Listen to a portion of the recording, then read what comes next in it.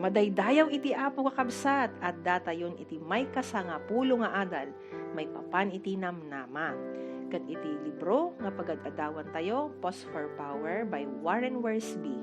Kat iti scripture reading tayo kakabsat, makita iti 1 Peter chapter 3 verses 1 and 2. Okay, kat basaan tayo. Iti titulo iti chapter tayo kakabsat ko na dito ikat pamagbaga kadagiti na asawaan. Da kayo a babae a naasawaan, masapol a paiturayan kayo kadagiti asawa yo. Tapno iti panagbiagyo, maguyo-guyon to a mamati iti sao ti Diyos, dagiti saan pay a mamati kadakwada. Saanen a masapol nga agsao kayo, ta makita danto iti kinasingpet ken kinatakneng ti panagbiagyo. Amen. Okay. So iti titulo iti pag-aadalan tayo tatakat panagriribok versus panagkumita. Ayan. So pantay nga ro ti adal tayo.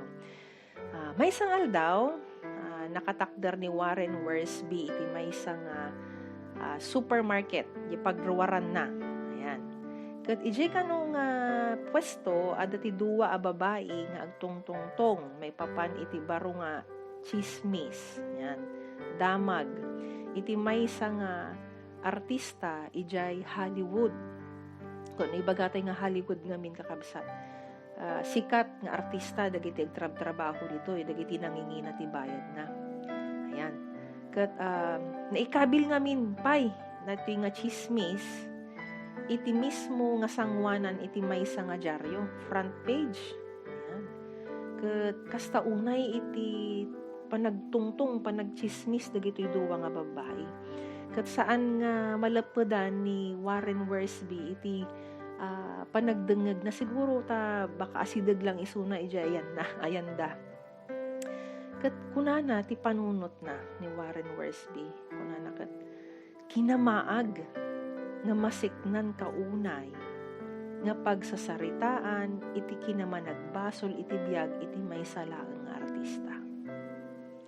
Kunana pay, apay nga rugitam iti panunot mo iti kas basura nga damdamag. Grabe iti panangibaga ni Warren Wiersbe niya, basura, trash, kunana ngamin garbage. Kunana pay, saan kadi nga nasaysayaat nga makikadwa kalaangan kadagiti tao nga mabalin nga makasursuro ka babaen iti panagbiagta. Ustumot kabsat saan kadi? Para kanyak ket kwe dito Pilipinas kang ronaan na.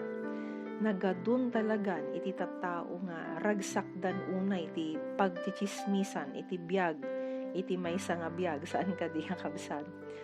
Artista man dayta wenno haan wano karuba nya kasla nga napigpig sapay ti panagsagap da karkaro da pay nga CCTV nga mangkita ti informasyon di tay kuman ikan ti awan serserbi na nga damdamag ken informasyon dagiti panpanunot tayo kakabsat ngarod no iti maysa a Kristiyano pamilya ket pakitultuladan nan iti nainlubungan pagwadan iti daytoy nga lubong wano iti Hollywood wano biag iti showbiz saanen nga iti ibagbaga wano sursuro ti Apo riribok iti addaan iti maysa nga pamilya ngem no ti agasawa ket tuladen da iti panagpakumbaba ken panagtulnog kas ken ni Kristo uray pa iti panagserbi para kadagiti daduma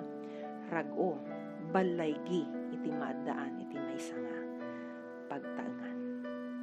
Patsik kabsat nga nusurutan tay laeng kuma iti pagwadan ni Apo tay nga Jesus namnamaen tayo nga naurnos iti uneg iti maysa nga pamilya.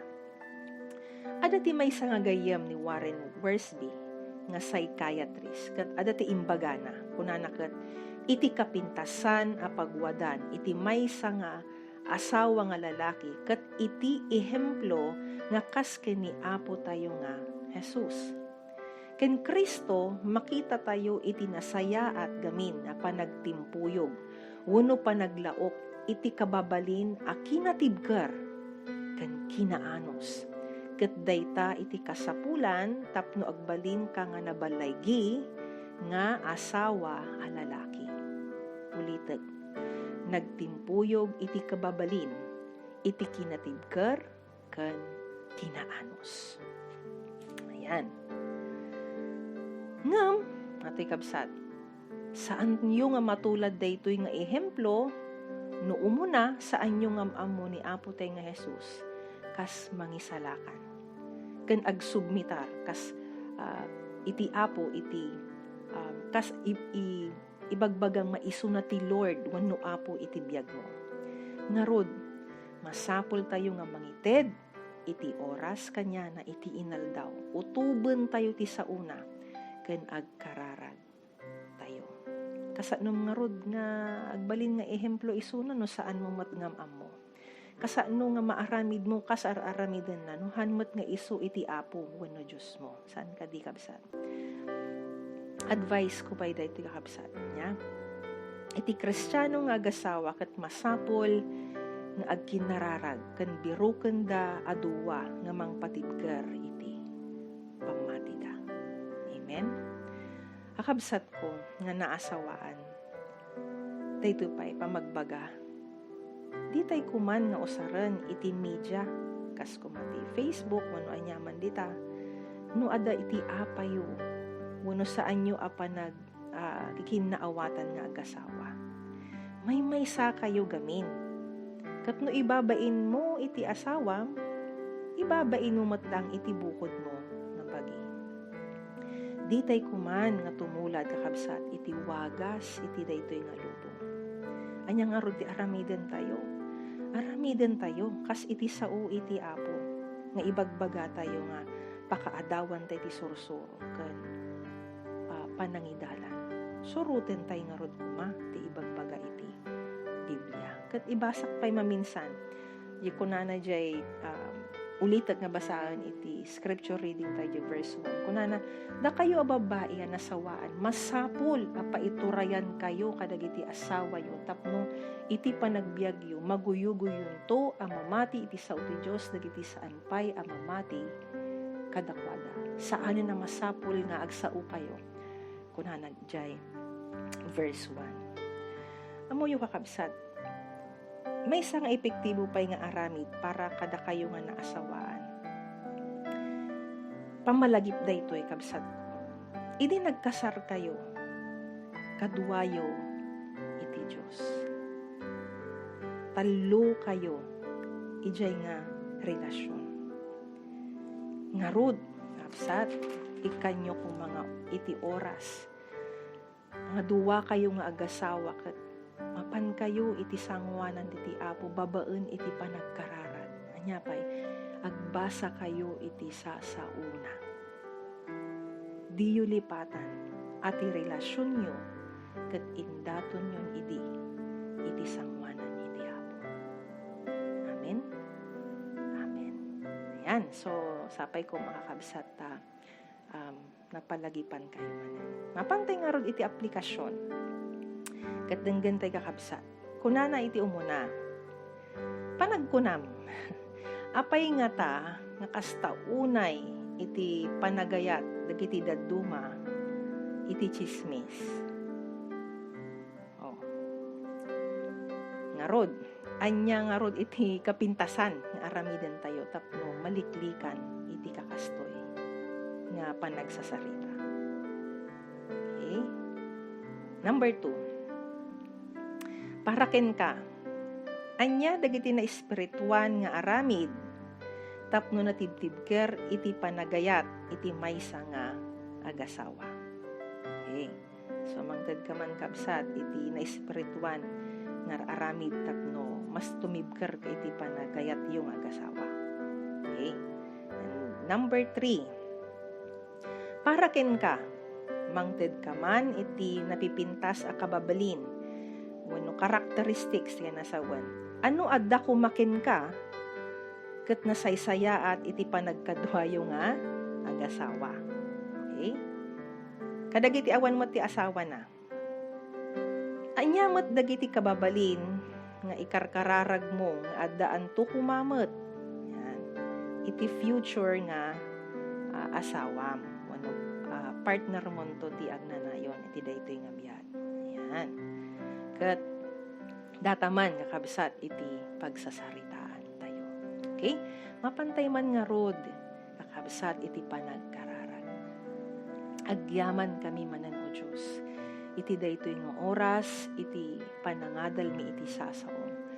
Ken oray ti panang remind mo kadagiti kakabsat mi nga naasawaan. O Apo, kadwada ka iti relasyon da. Nanipod iti nagkasarda o Diyos. Sikan Apo iti kadwada nga maysa. Ket patidkerem Apo kadi dagiti kakabsat ko nga naasawaan. Nga makita dao Apo iti kinaimbag na ken kinaimportanti na iti panagkuyog dao Apo babaen iti panagkararag ken panagbasa iti sasaom. O Apo, bendisyonam kadi dagiti kakabsat ko nga adaan iti challenges iti relationship da. O Apo, kararag ko nga sikati mangted iti panakaawat kadakwada ken iti puso da o Dios nga agbalinda Apo nga naayat latta natibker da o Dios naanos da iti tunggal maysa. Kastama to Apo kada kami nga members o Apo palagip met daytoy Apo kada kami nga saan kami nga agbalin nga mapagsasaritaan dagiti biag dagiti kakabsat mi wenno biag ti sabali no diket iti ibagami wenno ti pagsasaritaan mi ket iti kinaimbag mo iti sasaom ken iti pannakaisalakan.